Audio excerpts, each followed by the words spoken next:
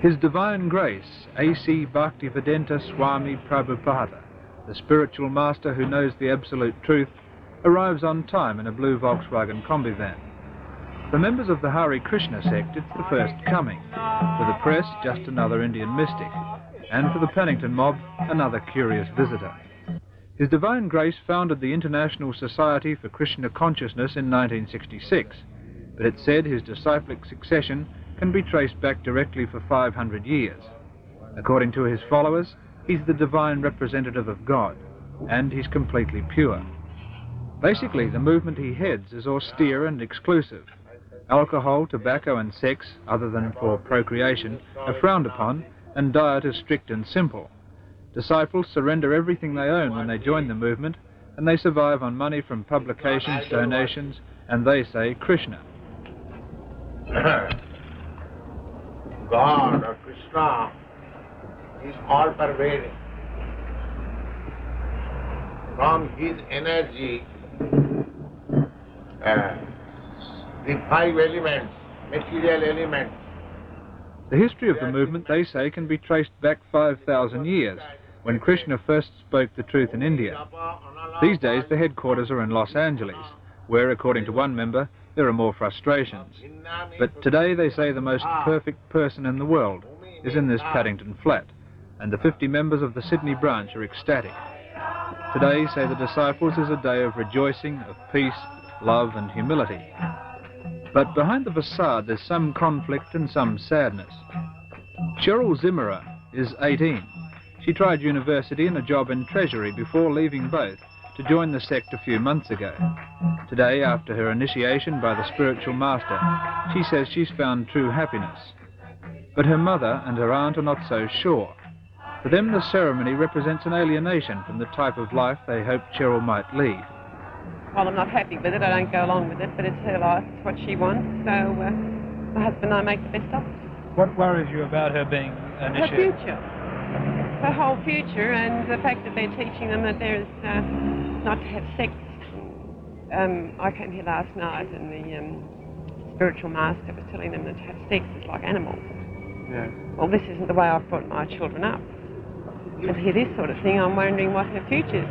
She's given up university to do this, given up everything, she's not working, and I can't see any future in it at all. What's going to happen in 10 years' time? What religion are you, can I ask? Church of England. And you feel that... She's been christened, she's been confirmed in our own church, and she suddenly turned to this all in a matter of 2 months. What do you think has attracted her most of all about Well, this? she's been looking for something. She's an introvert, and she's felt she's wanted more out of life than what she's been getting. And she's obviously getting it, isn't she? Because she's, her ideas. She seems very happy since she's been here, doesn't she? Her ideas coincide with these people's ideas. And I think they're very good living people. They're very sincere in their ideas. But they're not my ideas. This is one of the things you don't particularly appreciate. No, I can't see the point of doing this. So why do you, in fact, prostrate yourself like that? Well, it's a sign of humility. Like the spiritual master, he is a messenger from God, an associate of God. He's actually Krishna's friend, God's friend. And this is why we bow down to the spiritual master, because the spiritual master is giving us, this knowledge how to go back home, back to Godhead, back to Krishna. Like it's just so potent in the world. Like we have 52 temples all over the world today. Your mother is worried that, in fact, all the things you're saying are largely due to brainwashing. Are you worried that she's worried? I'm worried that she's worried, but I don't think she should be.